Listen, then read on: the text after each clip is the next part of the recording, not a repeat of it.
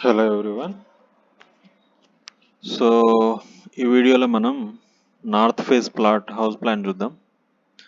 So basic ఈ plot size వచ్చేసి 25 feet by 50 feet. So మనకు క్యాలిక్యులేట్ చేస్తే అరౌండ్ 139 స్క్వేర్ యార్డ్స్ వస్తుంది. సో ముందుగా అసలు ఈ ప్లాన్ ఎవరికి సూట్ అవుతుందో చూస్తే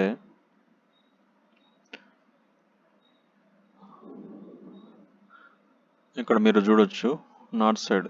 సో నార్త్ సైడ్ రోడ్ ఉంది కదా మనకు. సో సఫిషియెంట్గా ఓపెన్ స్పేస్ ఉండాలి. ఓకే, అంటే రూమ్స్ సైజ్ కంటే ఎక్కువ ప్రిఫరెన్స్ ఓపెన్ స్పేస్కి ఎక్కువ ఉన్నప్పుడు ఇది బాగా సూట్ అవుతుంది. సో అది ఒక మేజర్ థింగ్. సో సెకండ్ వచ్చేవరకు సో ఎక్స్టర్నల్ టాయిలెట్ కూడా మస్ట్ అనుకుంటే కూడా ఇది సూట్ అవుతుంది. సో ఎందుకంటే ఈ మాత్రం సెట్ బ్యాక్ లేనప్పుడు సో మనం ఇక్కడ టాయిలెట్ని అరేంజ్ చేయలేం వేరే ప్లాన్లో. ఓకే, సో ఈ రెండు కండిషన్స్ నెసరీ అనుకున్న వాళ్ళకి ఇది ఫస్ట్ ప్రయారిటీ అని చెప్పొచ్చు.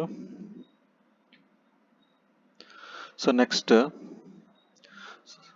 Start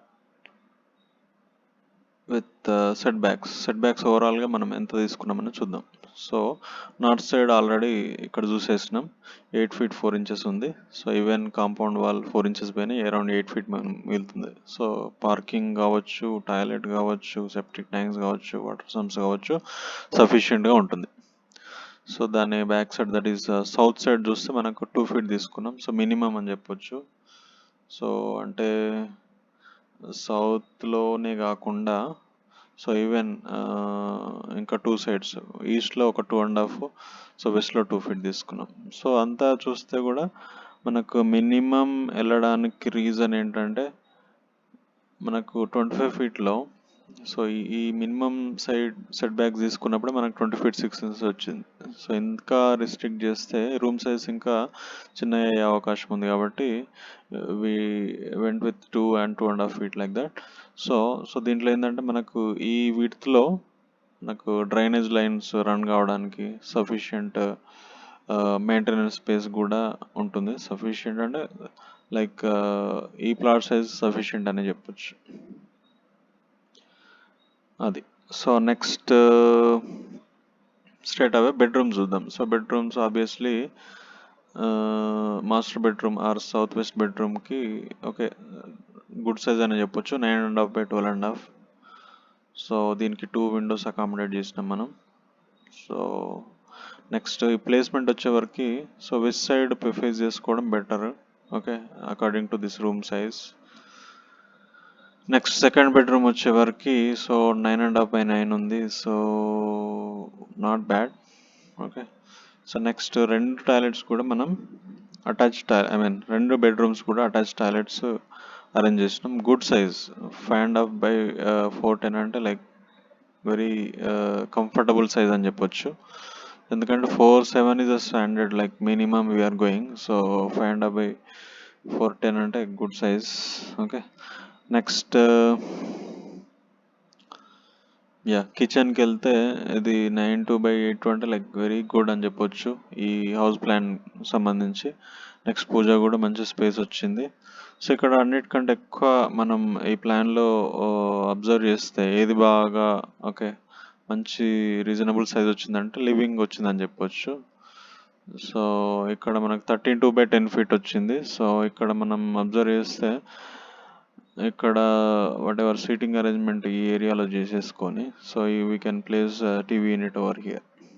okay, so next left over thing is like drawing ఉంది, SIT out.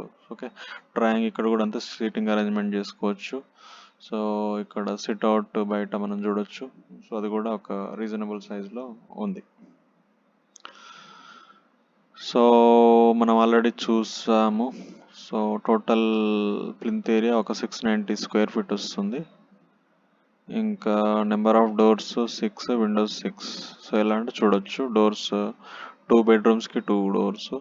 So main door 3 and puja room door 4 and 2 toilet doors 6. So windows విషయానికి వస్తే 2 bedrooms-కి three windows. Okay, one, two, three. Okay, uh, four, five, six. Okay, each room has one window. We can say only bedroom has two windows. Okay, next ventilation. Coming to ventilation, we have just kept two ventilators for two toilets, attached toilets.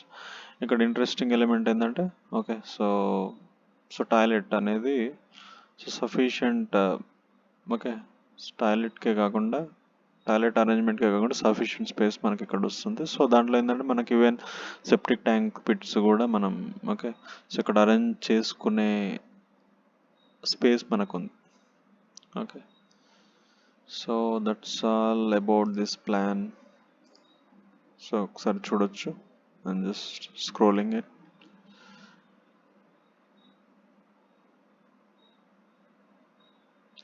Okay, that's all for today. Thank you so much.